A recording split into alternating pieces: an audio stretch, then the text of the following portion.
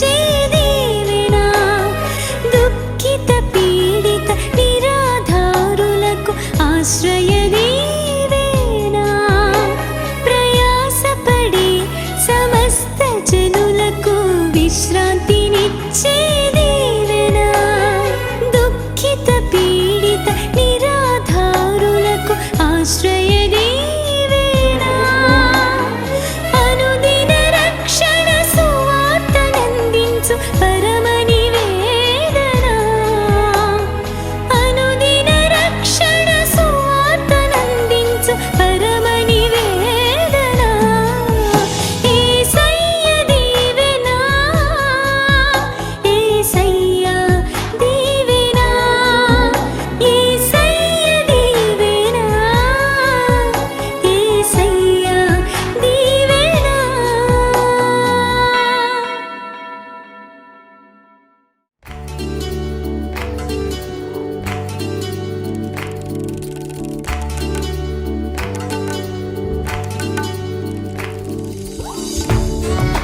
అందరూ కలిసి సంతోషంగా చప్పట్లు కొడుతూ మనకెల్లప్పుడూ తోడైన దేవునికి హృదయపూర్వకంగా ఆరాధన చేద్దాం.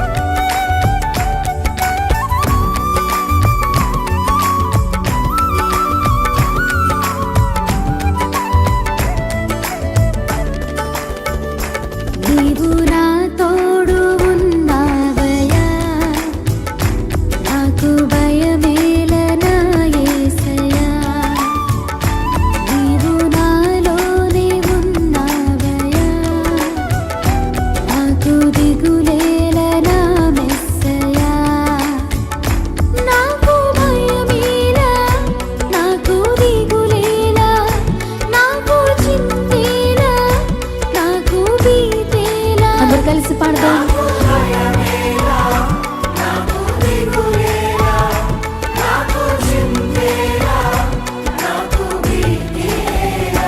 నీవు నా తోడు ఉన్నావయ్యా, నాకు భయమేలనా యేసయ్యా, నీవు నాలోనే ఉన్నావయ్యా, నాకు దిగులేలనా మెస్సయ్యా.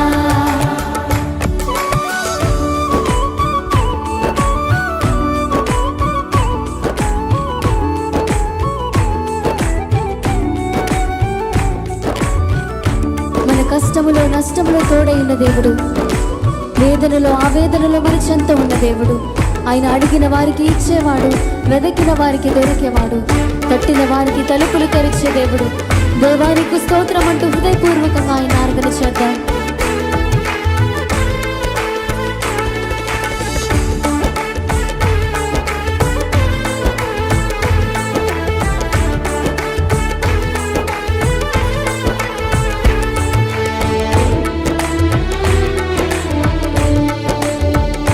ఆమేన్.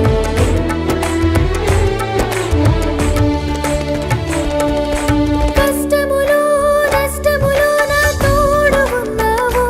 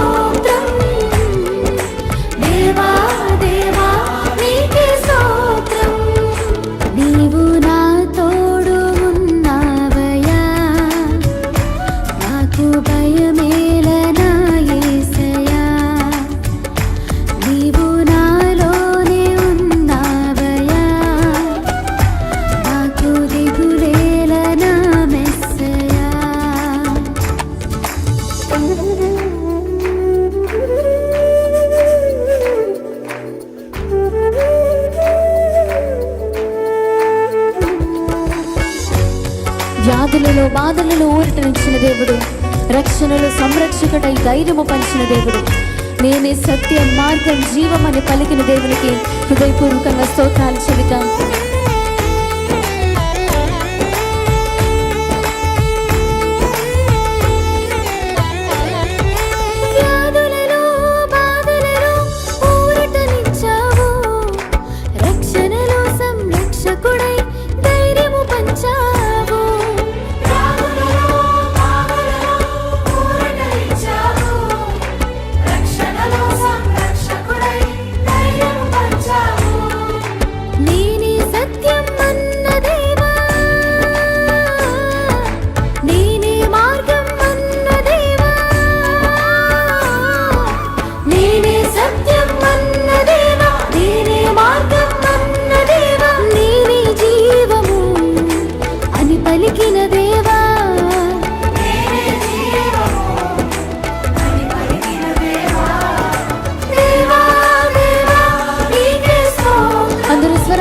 దేవానికి స్తోత్రం అని చెప్తాం. దేవా నీకే స్తోత్రం.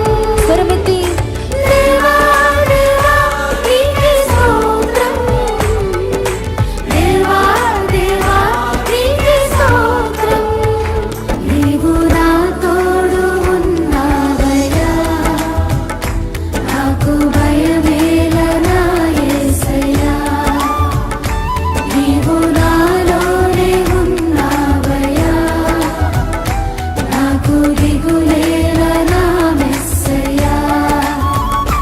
నాకు భయమేలా, నాకు దిగులేలా, నాకు చింతేలా, నాకు భీతేలా. నాకు భయమేలా, నాకు దిగులేలా, నాకు చింతేలా, నాకు భీతేలా. స్వరమెత్తి నీవు నా తోడు ఉన్నావయ్యా, నాకు భయమేలనా యేసయ్యా. నీవు నాలోనే ఉన్నావయ్యా, నాకు దిగులేలనా మెస్సయ్యా.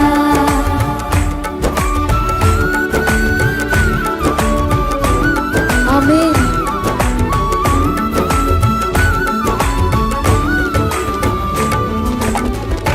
హల్లెలూయా. మోషే చెప్పాడు కదా, పురుషుడు ఏ హేతువు చేత నేను తన భార్యను విడనాడొచ్చా అని అడుగుతా ఉంటే దేవుడు చెప్తా ఉన్నారు, యేసుక్రీస్తు ప్రభువారు చెప్తా ఉన్నారు, సృజించిన వాడు ఆది నుండి వారిని స్త్రీనిగాను పురుషునిగాను సృజించను. ఆది నుండి ఇప్పటి వరకు కూడా అదే జరుగుతూ ఉంది. పురుషుని చేసినప్పుడే దేవుని వానికి భార్యను చేసినట్లుగా మనం చూస్తూ ఉన్నాం. దేవునికి స్తోత్రం, హల్లెలూయా. వారిద్దరు కాదు, వారిద్దరూ ఒకటే, ఒకటే. పురుషుల్లో నీవు పాలిభాగస్తురాలివి, నీలో అతడు పాలిభాగస్తుడిగా ఉన్నాడు. మీరు ఇద్దరు కాదు, మీరు ఏక శరీరముగా ఉన్నారు. మీరు వేరవ్వాలంటే మీరు వేరైతే చచ్చినంత అన్నట్లు. మీలో జీవం లేదు, మీ వివాహ వ్యవస్థలో జీవం లేనట్టే. భర్తని విడిచి వెళ్ళిపోవాలనుకుంటున్నప్పుడు, భార్యని విడిచి వెళ్ళిపోవాలన్న ఆలోచన వస్తున్నప్పుడే నీలో జీవము తొలగిపోతుందని నువ్వు జ్ఞాపకం చేసుకో. దేవునికి స్తోత్రం, హల్లెలూయా.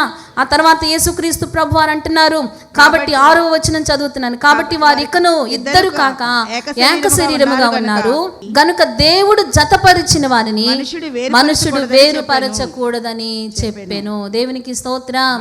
అందరూ సంతోషంగా బిగ్గరగా దేవునికి స్తోత్రం చెల్లిద్దామా? హల్లెలూయా. వింటున్నారా? కుటుంబాలను పాడు చేయాలనుకుంటున్నవారు, సరిగ్గా అవగాహన లేక, నా కుమారుడు నన్ను పట్టించుకోవట్లేదనో, లేకపోతే అక్కడికి వెళ్ళిపోతున్నాడని ఇక్కడికి వెళ్ళిపోతున్నానో, నా కూతురు నన్ను పట్టించుకోవట్లేదనో, లేకపోతే ఇంకా వేరే ఆలోచనల చేత ఉంటుంటే దేవుడిని జ్ఞాపకం చేస్తున్నారు. దేవుడు ఇచ్చినటువంటి ఆజ్ఞ, ఆ వివాహంలో దేవుడు పెట్టిన కట్టడ, ఆ మనసు అలాగే వచ్చేస్తుంది. దేవుణ్ణి ప్రేమించాలనుకుంటున్న వారు, ఆయన కట్టలను అనుసరించి నడుచుకున్నట్టు వారు, పురుషుడు ఏం చేస్తారంటే తన తల్లిని తండ్రిని విడిచి భార్యని హత్తుకుంటారు, భార్య కూడా తన భర్తని హత్తుకుంటుంది. వారు కలిసి జీవించి ఆశీర్వదించబడతారు, ఇంకా దీవెనకరంగా వారు బ్రతుకుతారు, ఎవరికి ఏమి నష్టాన్ని తీసుకొని రారు. మన ఆలోచనలో ఒక నూతనమైనటువంటి ఆలోచన చేయగలగాలి. ఇంకా ప్రోత్సాహకరంగా ఎవరైతే వారి కుటుంబ ఆశీర్వాదం కోసం ప్రయత్నం చేస్తున్నారో ఇంకా ఆశీర్వాదకరంగా వారిని ముందుకు తొయ్యాలి, వారిని బలపరచాలి. దేవునికి స్తోత్రం, హల్లెలూయా, హల్లెలూయా. అయితే కింద అంటున్నారు, ఒకవేళ విడనాడాల్సి వస్తే కనుక ఎటువంటి పరిస్థితుల్లో విడిచిపెట్టాలో కూడా అక్కడ దేవుడు జ్ఞాపకం చేస్తున్నారు. చూడండి, అందుకు వారు అలాగైతే పరిత్యాగ పత్రికనిచ్చి ఆమెను విడనాడమని మోషే ఎందుకు ఆజ్ఞాపించను అనుగగా ఆయన మీ హృదయ కాఠిన్యమును బట్టి మీ భార్యలను విడనాడ మోషే సెలవిచ్చును గాని ఆది నుండి అలాగూ జరగలేదు.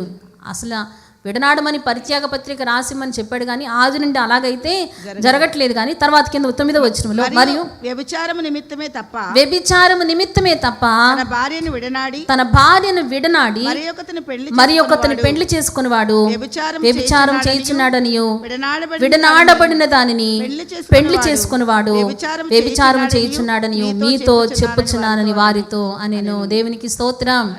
ఒకవేళ విడిచిపెట్టాల్సి వస్తే ఏ పరిస్థితుల్లో విడిచిపెట్టాలంటే ఇక్కడ ఒక కారణం చూపిస్తున్నారు.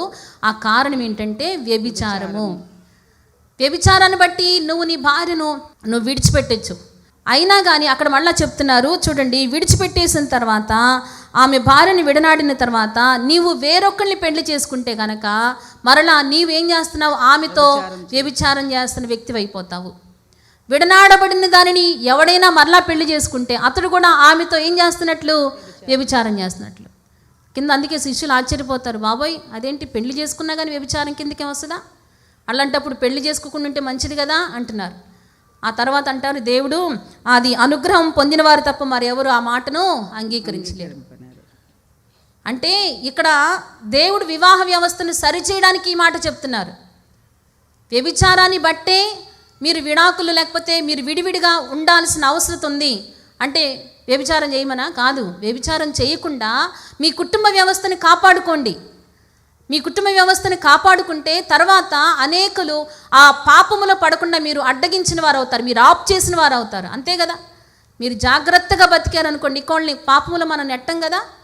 ఒకవేళ భార్యని విడిచిపెడితే నువ్వు ఇంకొకరిని చేసుకుంటే వాళ్ళతో వ్యభిచారం చేసినట్లు, ఆ విడవబడిన దాన్ని మరొకరు చేసుకుంటే వాళ్ళు వ్యభిచారం చేసినట్లు అవుతుంది.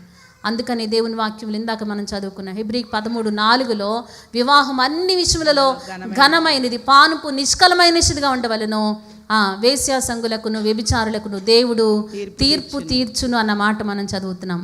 దేవునికి స్తోత్రం. అందులో సంతోషంగా బిగ్గరగా దేవునికి స్తోత్రం చెల్లిద్దాం. ఇంత భయంకరమైన ఘోరమైన పాపాలు ఈ రోజుల్లో జరగట్లేదు, కానీ చిన్న చిన్న వాటికే గొడవలు పెట్టేసుకొని కుటుంబాలు విడిపోవడానికి ప్రయత్నం చేస్తున్నారు. చాలా చిన్న కారణాలు. ఒకళ్ళంటే ఇద్దరు భార్యాభర్తలు లాయర్ దగ్గరికి వెళ్ళారంట, విడాకుల కోసం అప్లై చేశారంట. ఏంటమ్మా ఏం జరిగింది అని చెప్పేసి అడుగుతా ఉంటే ఆవిడ చెప్తుందంట, అయ్యగారు ఈయనతో నేను కాపురం చేయలేనండి, ఈయన పద్ధతులు మార్చుకోరు, నాకు నచ్చట్లేదండి, ఈయనతో నేను కాపురం చేయలేను. లాయర్ గారు ఏమ్మా ఏమైందంటే, అయ్యా నేను చెప్తానండి పేస్ట్ మధ్యలో నొక్కొద్దు అని చెప్తాను. ఎక్కడంట పేస్ట్ ఉంటుంది కదా, ఆ పేస్ట్ మధ్యలో నొక్కొద్దని నేను ఎన్నిసార్లు చెప్తానోనండి. ఈయన వెళ్ళటమే మధ్యలో నొక్కుతారండి. ఏంటి ఆ చొట్ట చూడగానే నాకు ఇంక నేను అసలు తట్టుకోలేకపోతున్నాను. ఏ చొట్ట? పేస్ట్ ట్యూబ్లో ఉన్న చొట్ట చూడలేక ఆవిడ విడాకులకి అప్లై చేసేసిందంట. వింటున్నారా? నేను కింద నుంచి నొక్కమంటాను పాస్టర్ గారు, ఆయన వెళ్ళిపోయి మధ్యలో ఇలా నొక్కేస్తారు. నేను ఈయనతో కాపురము చెయ్యలేను. ఇంకొక జంట వెళ్ళారంటే విడాకుల కోసం. ఏంటంటే ఏమ్మా ఏం జరిగిందంటే, చెప్పలేను నేను, అయ్యా నేను తట్టుకోలేకపోతున్నా, నేను చెప్పలేను. మరి చెప్పబోతే మరి కారణం మేము రాయాలి, మీకు అప్లై చేసుకుంటే సరిపోదు, ఇక్కడ కొన్ని కారణాలు మేము చూపించాలంటే ఆమె చెప్తున్న కారణం ఏంటంటే, మంచినీళ్ళు అడిగారంట. మంచినీళ్ళు అడిగితే వంటగదిలో ఉన్న వెళ్ళి తీసుకో అన్నారంట. ఆయన బయటకు వచ్చేసి కేకలేస్తున్నారంట. ఏంటి సంగతి అంటే, ఆయనకి వంటగదిలో మంచినీళ్ళు ఎక్కడ ఉంటే కూడా తెలియదు. అంటున్నారా? నీళ్ళు ఎక్కడున్నాయి, ఎక్కడ నీళ్ళు లేకుండా నీళ్ళు ఉన్నాయి వెళ్ళి వంటగదిలో ఉన్నాయి తీసుకోమని చెప్తున్నావు, ఎక్కడున్నాయి నీళ్ళు ఎక్కడ అని అడుగుతున్నారండి. వంటగదిలో నీళ్లు ఎక్కడున్నాయో కూడా తెలియని వ్యక్తితో నేను కాపురం చేయలేను, నాకు విడాకులు కావాలి కదా. ఇలాంటి చిన్న చిన్న సమస్యలకి విడాకులకి అప్లై చేసేటువంటి వారు. మొన్నేమో వాళ్ళ అమ్మ నాన్న వచ్చారండి, మటన్ కూర తీసుకొచ్చి కూర వండమన్నాడండి ఇంకొక జంట. నిన్న మా అమ్మ వాళ్ళు వస్తే నేను దూరంలో ఎక్కడో ఉన్నాడంట, నేను రాలేకపోతున్నానే, ఏదో కూర వండేసి పెట్టేయి, రేపు తీసుకొస్తాను మటన్ అంటాడా? వాళ్ళ అమ్మకి నాన్నకేమో మటన్ వేసి కూర పెడతాడా? మా అమ్మకేమో ఏంటి, ఆయన రావద్దా అండి, వచ్చి నాకు ఈ మాంసం ఇచ్చేసి మా అమ్మకి నాన్నకి వండమని చెప్పొద్దా? నేను ఈయనతోటి చెప్పండి పడలేను, నేను తట్టుకోలేకపోతున్నాను, మాకు విడాకులు కావాలి.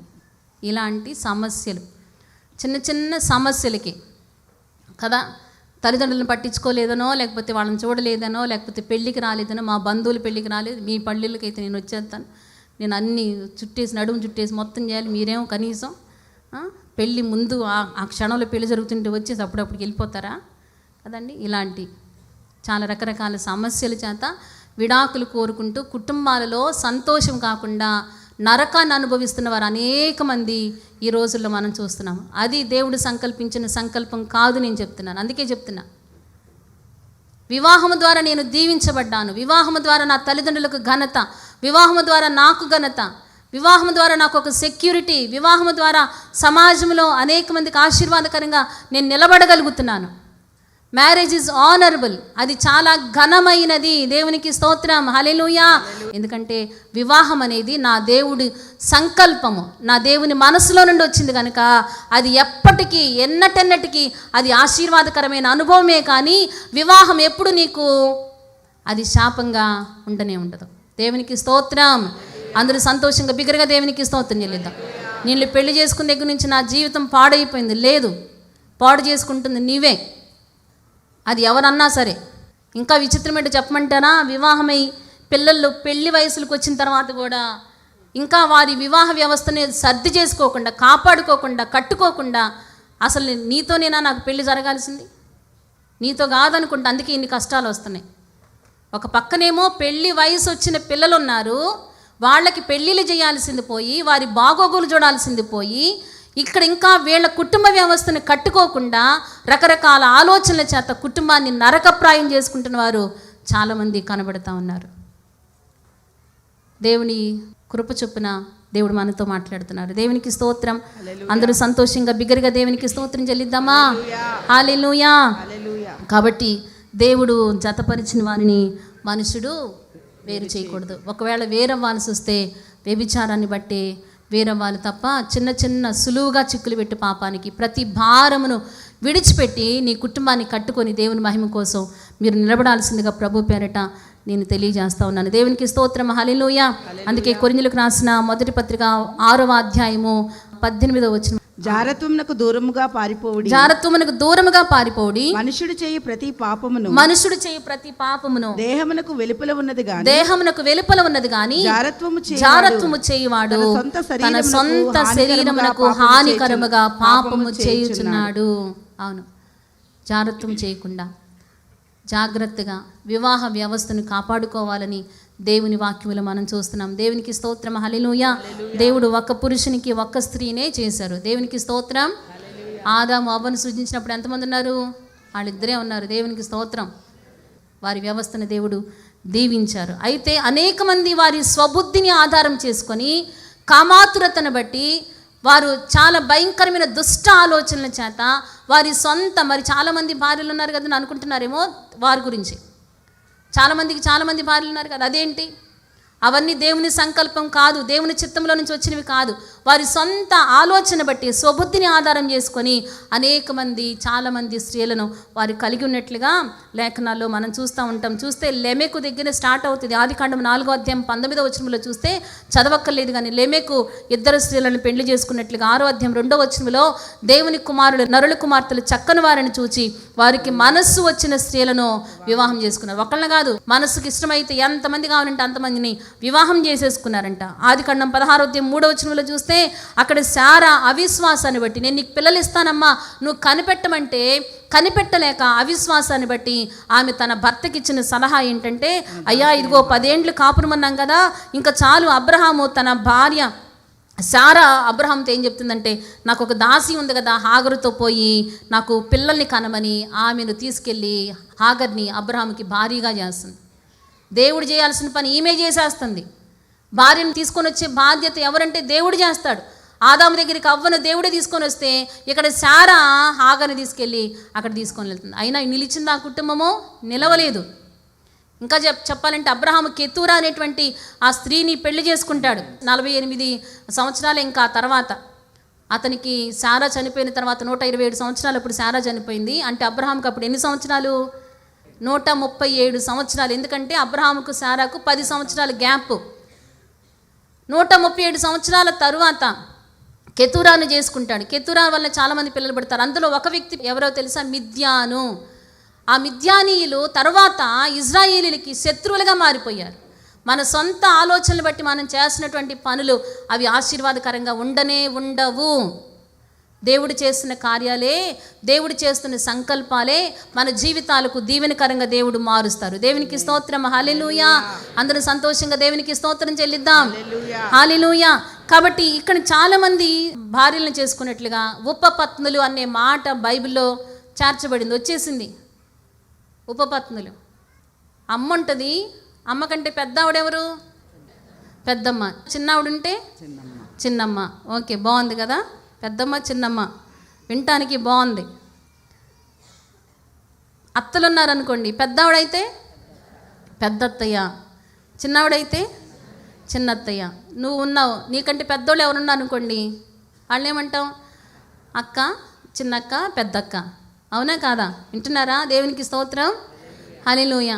ఇప్పుడు భార్య ఉంది, భార్యకు ప్రత్యామ్నాయ పదమే లేదంట. దేవునికి స్తోత్రం. She is one and only wife. దేవునికి స్తోత్రం, హల్లెలూయా. ఇలాగున వారి జీవితాలు ఆశీర్వాదకరమైన అనుభవాలు శాపాల గుండా నడిచినాయి. చాలామంది ఇలాగున బహు భార్యలతో వెళ్ళిపోయి వాళ్ళ జీవితాలు నాశనం చేసుకున్నారు. సొలొమోను ఎంత మంచి చరిత్ర కలిగిన వాడు, ఎంత ఆధిక్యతను దేవుడు సొలొమోనుకి ఇచ్చాడో. దేవుని మందిరాన్ని కట్టడానికి సొలొమోనుకి ఆధిక్యతనిచ్చాడు. ఒక మంచి మందిరాన్ని సొలొమోను చేత దేవుడు కట్టించి ఒక మంచి చరిత్రను ఆయన కోసం అక్కడ సిద్ధపరిస్తే, సొలొమోను తరువాత తన కామాతురతను బట్టి అతడు 700 మంది భార్యలను, 300 మంది ఉపపత్నులని అతడు పొందుకున్నాడంట. దానివల్ల ఏమైనా ఉపయోగం ఉందా? ఇంకా సలహాలు ఇచ్చేవాళ్ళు ఎవరైనా పెరిగారా? ఇంకా రాజ్య వ్యాప్తి కోసం ఏమైనా కష్టపడ్డారా? లేదు. వాళ్ళు ఏం చేశారో తెలుసా? సొలొమోను మనసును చెరిపివేశారంట. దేవుని వైపు నుంచి తన మనస్సును త్రిప్పివేశారంట. మహోన్నతులైన జీవము కలిగినటువంటి దేవుని సేవిస్తున్న సొలొమోను మనసు అన్ని దేవతల వైపు త్రిప్పారంట. రాజుల మొదటి గ్రంథం 11వ అధ్యాయము మొదటి నుంచి కొన్ని వచనాలు చూస్తే చూడండి, అక్కడ ఏమని రాయబడిందో. మోయాబీలు, ఎదోమీయులు, అమ్మోనీయులు, సీదోనీయులు, హిత్తీయులు అను జనులు మీ హృదయములను తమ దేవతల తట్టు త్రిప్పుదురు గనుక వారితో సహవాసము చేయకూడదనియు వారిని మీతో సహవాసము చేయనీయకూడదనియు యెహోవా ఇశ్రాయేలీయులకు సెలవిచ్చి ఉన్నాడు. అయితే రాజైన సొలొమోను ఫరో కుమార్తెను గాక ఆ జనుల్లో ఇంకా అనేక మంది పరస్త్రీలను మోహించి కామాతురత కలవాడై వారిని ఉంచుకొనుచూ వచ్చెను. అతనికి 700 మంది రాజకుమార్తెలైన భార్యలను 300 మంది ఉపపత్నులను కలిగి ఉండిరి. అతని భార్యలు అతని హృదయంను త్రిప్పివేసిరి. సొలొమోను వృద్ధుడైనప్పుడు అతని భార్య తన హృదయం ఇతర దేవతల తట్టు త్రిప్పగా అతని తండ్రి అయిన దావీదు హృదయము దేవుడైన యెహోవా ఎడల యథార్థము కాకపోయింది. ఎంత భయంకరంగా ఉంది కదా. తన భార్యలు వచ్చి తన మనసును అన్ని దేవతల వైపు త్రిప్పేసినట్లుగా మనం చూస్తున్నాం. ఆ కింద వచనాలు 11వ వచనంలో చూస్తే, నేను నీతో చేసిన నిబంధన కట్టడలను నీవు ఆచరించకపోవటం వలన కనుగొనుచున్నాను గనుక ఈ రాజ్యం నీకుండకుండా నిశ్చయముగా తీసివేసి, అక్కడి నుంచి చాలా భయంకరంగా ఇజ్రాయేలు చరిత్రే మారిపోయింది. వింటున్నారా? దేవునికి స్తోత్రం, హల్లెలూయా. అందరూ సంతోషంగా బిగ్గరగా దేవునికి స్తోత్రం చెల్లిద్దాం, హల్లెలూయా. వివాహ వ్యవస్థ చాలా ఆశీర్వాదకరమైనటువంటి వ్యవస్థ, దేవుడు జతపరిచిన వ్యవస్థ, దేవుడు చేసినటువంటి ఒక మంచి సంకల్పము. కాబట్టి ఆలోచన చేద్దాం. వ్యభిచారులను, వేశ్యా సంగులను దేవునికి తీర్పులోనికి వస్తారు. వివాహాలు ఆ రోజుల్లో పెద్దల చేత నిర్ణయించబడినట్లుగా దేవుని వాక్యములు మనం చూస్తూ ఉంటాం. దేవునికి స్తోత్రం, హల్లెలూయా. చాలా సందర్భాలలో తండ్రి తన కుమారునికి వివాహాలు చేసినట్లుగా, ఉదాహరణ చెప్తారా? అబ్రహాం ఏం చేస్తాడు? భార్యని వెతుకురమని ఎలియాసని పంపించి ఇస్సాకు కోసం ఏం చేస్తారు? రిబ్కాని తీసుకొని వస్తారు. చక్కగా అక్కడ వివాహం చేసినట్లుగా మనం చూస్తాం. అలాగే అన్నయ్య తన చెల్లికి పెళ్లి చేసినటువంటి సందర్భం కూడా ఉంటుంది. లాబాను తన చెల్లెలైనటువంటి రిబ్కాకి ఏం చేస్తాడు? అక్కడ పెళ్లి చేస్తున్నట్లుగా మనం చూస్తాం. అలాగే లాబాను తన పిల్లలకు కూడా వివాహాలు చేసినట్లుగా మనం చూస్తాం. లేయా రాహేలుకు తండ్రిగా ఆయన కూడా వివాహం చేసినట్లుగా మనం చూస్తూ ఉంటాం. దేవునికి స్తోత్రం, హల్లెలూయా. మోషే విషయంలో కూడా యాజకుడైనటువంటి ఇత్రో మోషే తన దగ్గర మంచిగా ఉంటుండ చూసి, సాత్వికుడు, మంచి దీన మనసు కలిగిన మోషేను చూసి తన కుమార్తె అయిన సిప్పోరాను అతనికి ఇచ్చి వివాహం చేసినట్లుగా మనం చూస్తూ ఉన్నాం. దేవునికి స్తోత్రం, హల్లెలూయా. అలాగే సంసోను ఒక అమ్మాయిని ఇష్టపడ్డాడంట, వెళ్ళిపోయి తెచ్చేసుకోవాలా. ఏం చేశాడో తెలుసా? తన తల్లిదండ్రులకు చెప్పి ఆ అమ్మాయిని వివాహం చేసుకున్నట్లుగా లేఖనాల్లో మనం చూస్తూ ఉన్నాం. కాబట్టి ఆలోచన చేయండి, యవ్వన బిడ్డలారా, వివాహం కోసం ఏ రీతిగా మీరు సిద్ధపడుతున్నారు, ఏ రీతిగా దేవుని సన్నిధిలో కనిపెడుతున్నారు. ఇస్సాకంట ఎలియాజరు వెళ్ళినప్పటి నుంచి పొలములో అతడు ధ్యానిస్తూ ఉన్నాడంట. అతడు ధ్యానిస్తూ కనిపెడతా ఉన్నప్పుడు దేవుడు రిబ్కాను తోడుకొని వచ్చినట్లుగా మనం చూస్తున్నాం. తన తల్లిని కోల్పోయిన దుఃఖంలో ఉంటే రిబ్కా వచ్చిన కారణాన్ని బట్టి అతనికి దుఃఖ నివారణ కలిగిందంట, సంతోషం వచ్చిందంట. భార్య రావటాన్ని బట్టి అతనికి సంతోషం కలిగింది. కనిపెడుతున్నారా యవ్వనస్తులారా? మనసుకి ఏది తోస్తే అదే, మనసులో ఏది ఆలోచన పుడితే అదే చేసేసుకుంటూ వెళ్ళిపోతా ఉన్నారు. దేవుని చిత్తం కోసం కనీసం కనిపెట్టేటువంటి ఆ సమయం కూడా ఇవ్వట్లేదు దేవునిలో. వెంటనే నిర్ణయాలు తీసేసుకుంటారు, వెంటనే ఆలోచన చేస్తూ ఉంటారు. పెళ్లి చేసేటప్పుడంట అటు 7 తరాలు ఇటు 7 తరాలు చూసుకుంటారంట. ఏం లేవు, అమ్మాయి కొంచెం కంటికి చక్కగా ఉంటే చాలు, అబ్బాయి కంటికి చక్కగా ఉంటే చాలు, అతను ఎక్కడో ఏంటో ఏమీ తెలియదు. మాకు తెలిసినటువంటి ఒక ఫ్యామిలీ, అమ్మాయి డాక్టర్ చదువుతా ఆటోలో వెళ్ళేది, ఆటోలో వెళ్తా ఆటోకు రోడ్డు నచ్చాడని అతను పెళ్లి చేసుకుంది. పోనీ కలిసి ఉన్నారా? లేదు. ఎంతకాలం ఉంటుంది కలిసి?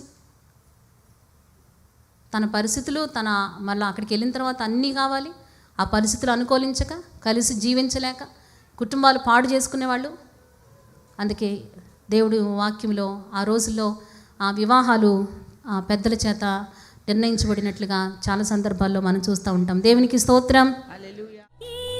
మా చిరునామా పాస్టర్ ఎం జ్యోతిరాజు, శాంతినగర్, ఏలూరు 534007, పశ్చిమ గోదావరి జిల్లా, Andhra Pradesh. Our address: pastor M Jyothiraju, Shantinagar, Eluru 534007, west Godavari district, Andhra Pradesh.